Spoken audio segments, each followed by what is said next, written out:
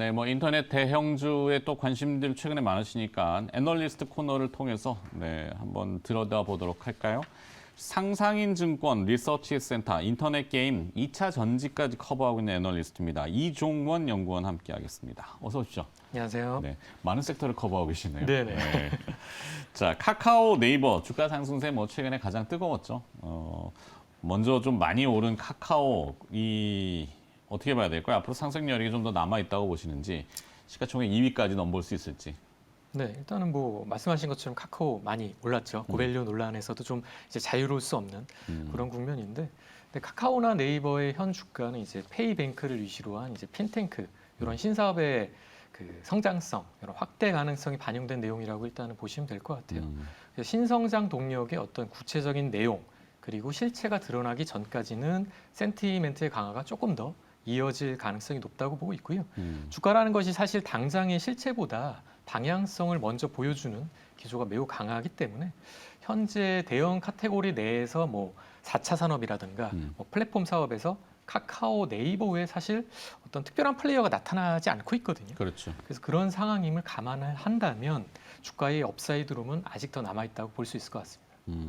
시가총액이 카카오가 지금 69조 4천억, 70조 원을 한때 넘어가다가 조금 이제 그 말씀하신 밸류에이션, 와 저렇게 빨리 가도 되나 이런 것 때문에 좀 차익 빌미가 제공이 된 것 같은데 지금 카카오의 계열사가 한 100여 개 가까이 된다고 하더라고요.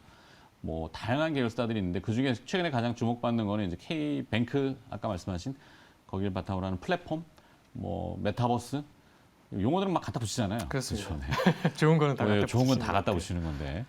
자, 카카오를 바짝 뒤쫓는 이제 네이버. 네이버는 장기적으로 어떻게 좀 보시는지. 그것도 얘기 두 회사 들어볼까요? 사실 모두 비슷한 내용의 성장 기조를 보이고 있어요. 그래서 웹툰이라든가 어떤 핀테크, 생태계의 확장 의지도 좀 비슷한 측면이 많이 있고요. 다만 각각의 영역에서 조금 더 잘하는 분야가 다르다고 볼 수가 있을 것 같은데 네. 네이버는 뭐 이커머스나 메타버스 쪽에 좀 사업 역량을 강화하는 그런 모습이고 카카오는 금융 쪽을 조금 더 육성 중이다 이렇게 말씀드릴 수 있을 것 같습니다. 그래서 영업이익, 뭐 현금 흐름 이런 중장기적인 어떤 핵심 지표를 놓고 봤을 때 두 기업이 어디가 낫다, 뭐 우열을 섣불리 가리기는 좀 어려운 상황이고요. 다만 주가 측면에서 보자면은 이제 카카오의 성장 기조가 조금 더 가팔랐죠. 그래서 개인적인 생각으로는 어떤 일종의 시속 게임을 계속하지 않을까. 그래서 아마 기관이나 일반 투자자들 입장에서도 한 종목 주가가 빠지면 이제 다른 종목을 매수하는 이런 일종의 해치 전략 관점에서 두 종목을 끌고 갈 여지가 있고요. 네이버의 경우에는 아시다시피 뭐 웹툰이라든가 웹소설 관련 사업 성장성이 계속 부각될 여지가 있고요. 그리고 카카오 같은 경우에는 이제 말씀하신 것처럼 네이버를 제치면서 뭐 시가총액 3위 기업으로 막 등극을 하기도 했는데 네. 어쨌든 국내의 어떤 카카오톡이라는 어떤 지배적 플랫폼 사업자로서 이제 뭐 페이라든가 뱅크 같은 이런 금융 쪽에서의 어떤 비즈니스의 고성장세가 계속해서 좀 유지가 될 것 같거든요. 네. 그래서 기업 가치 역시 지속될 가능성이 굉장히 높다. 이렇게 말씀드릴 수가 있어서 결론적으로는 이제 우상향 추세는 이제 비슷하게 이 양기업에 대한 어떤 시속 게임 그리고 해치 전략이 좀 예상이 되고요. 그리고 중단기적으로는 다만 이제 카카오의 주가 상승 추이가 조금 더 빠르게 진행될 가능성이 있다. 뭐 카카오뱅크라든가 페이 같은 자회사 상장 이슈가 있기 때문에 그리고 카카오 같은 경우에는 이제 멀티플이 이제 200배를 넘어가면서 네. 고밸류 이제 논란이 이제 계속되고 있는데요.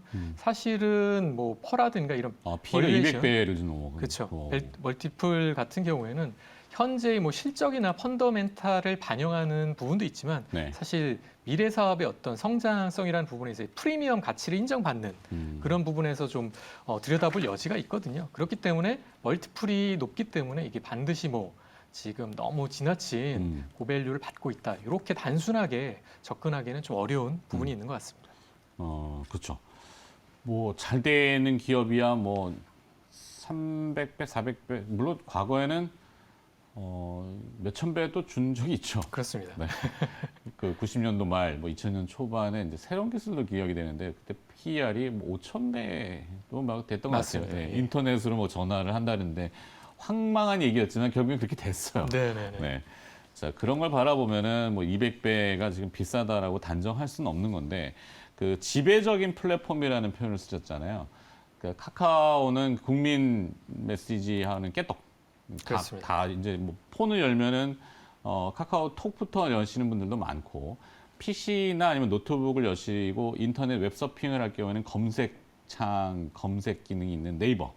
여기 두 지배자들이 양쪽으로 나눠져 있잖아요. 그래서 네. 현명한 사실, 그 극명한 사실인데 결국에는 그들이 가지고 있는 상징성의 이제 못들이 있고, 근데 또 추가로 붙이는 내용들 중에서 최근에 이제 또 게임 얘기들을 많이 합니다. 앞서 이제 네이버는 웹툰 얘기를 하셨고, 카카오는 카카오 게임즈가 있죠. 네네. 거기에 요즘 신작인가, 뭐 오딘? 네, 그렇습니다. 맞나? 네, 뭐 사전 신청자 400만? 맞습니다. 흘러가는 기사만 제가 본 것 같아요. 저도 뭐 눈을 빨빨 봐야 되니까. 네네. 어떨까요, 게임의 쪽은? 일단은 뭐 카카오 게임즈 같은 경우에는 사실 뭐 신작 모멘텀이 그렇게 이제 많이 부각되진 않았었거든요. 네. 그동안 뭐 갖고 있는 연계 개발사를 통해 가지고 이제 출시되는 게임들 향으로만 좀 집중이 돼 있었는데, 아무래도 이제 본격적으로 이제 신작 출시 모멘텀이 좀 반영이 되면은 아마 주가적인 측면에서도 좀 긍정적인 흐름이 나타날 가능성이 높을 것 같아요. 네. 그래서 지금 뭐 게임 전반적으로 좀 말씀을 드리자면은, 그렇죠. 네. 게임이 지금 뭐 통상적으로 이제 집에서 보내는 시간이 길어지면, 네. 코로나 이제 19 국면에서도 그랬었는데, 뭐 겨울이라든가 방학 이렇게 코로나 시기에 게임사의 어떤 전반적인 트래픽이 늘어나는 거를 이제 저희가 확인을 할 수가 있었습니다. 그래서 네. 코로나 19 시즌에 사실은 어떻게 보면 반사이익을 누렸다고도 말씀드릴 수 있을 것 같은데, 게임주가 어떻게 보면 일종의 방어주 역할을 수행을 해왔는데요. 근데 앞으로 중단기적인 센티먼트는 좀 약해질 가능성을 좀 염두를 해야 될 것 같아요. 왜냐하면 이제는 흥행 모멘텀에 집중하기보다는 이벤트 모멘텀의 어떤 선반영 이유를 조금 더 조심해야 되는 그런 구간에 들어갔다고 볼 수 있을 것 같습니다. 그래서 게임주의 경우에는 이제 코로나19가 해빙 모드에 접어들면서 컨택트 비즈니스 산업, 뭐 레저라든가 엔터 이런 이제 영역이 좀 더 부각이 될 수가 있기 때문에 전체적으로 게임주는 좀 소외될 가능성이 있다. 그래서 그런 것들을 좀 고려를 해보셔야 될 것 같고요. 네. 앞으로는 펀더멘탈, 실적이라든가 또 현금 유보율이라든가 이런 것들이 좀 좋은 기업의 주가 리레이팅이 진행될 가능성이 높아서 조금 더 보수적인 관점에서 좀 들여다보셔야 될 것 같습니다. 펄어비스는 좀 어떨까요? 요즘 또 그 검은 사막인가요? 네네. 요즘 이제 그 게임 같은 경우도 그 약간 뭐라죠? 영상화, 뭐 스토리 있는 것들로 이제 광고들을 많이 하잖아요. 저도 게임은 잘 몰라가지고 많이 못해, 할 나이는 아니라서요. 네. 펄어비스는 좀 혹시 보시는 게 있나? 일단 펄어비스는 워낙 개발력이 네. 좋은 회사죠. 개발력이 좋고 또 신작에 대한 기대감도 워낙 개발력이 훌륭하기 때문에 항상 이제 주가에 좀 반영이 되는 측면이 있는데, 아직은 게임 라인업이 그렇게 다양하지 않고 지금 모바일 시장의 어떤 게임 헤게모니를 NC소프트라든가 뭐 이런 다른 여타 대형 이제 개발사들이 갖고 있기 때문에 펄어비스 같은 경우는 조금 더 좀 기다리셔야 되는 그런 국면이라고 생각을 하고요. 그럼 연이어서 붙여서 크래프톤 얘기를 하잖아요. 네네. 바로 가도 되겠습니까? 네. 자, 고평가 논란이 있습니다. 그 지난 주 후반에 아마 그 당국에서 제동을 좀 건 것 같은데, 공모가에 대한 이 산출 방식에 대해서 어떨까요?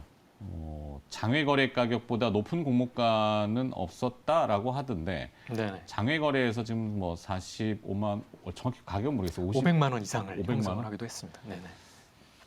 공모가. 자, 크래프톤. 네, 이 슈팅 게임인 그 블레이드, 저기 뭐죠? 배틀그라운드. 배틀그라운드. 네. 게임을 잘 몰랐어요.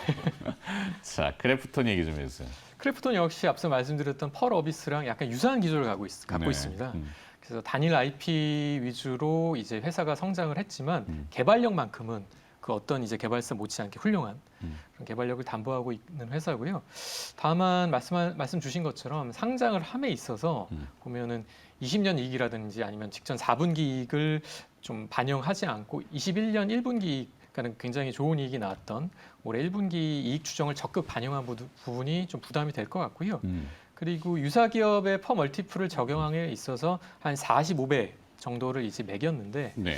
이게 좀 부담이 되죠. 비교 45배 라면. 대상이 좀 해외 그렇죠. 기업들 좀. 그리고 희망 상단 기준 할인율이 한 17% 정도밖에 되지 않고 있습니다. 그리고 앞서 말씀하신 것처럼 뭐 피어 그룹이 이제 월트 디즈니, 네. 뭐 그리고 또 워너 뮤직 그룹 같은 엔터테인먼트 전형적인 엔터테인먼트 회사를 좀 포함시킨 거는 좀 다소 무리수가 무리수가 있죠. 아니었나라고 네. 생각을 되고 있고요. 그 최대 주주의 어떤 구주 매출 매각 볼륨이 좀 높은 편입니다.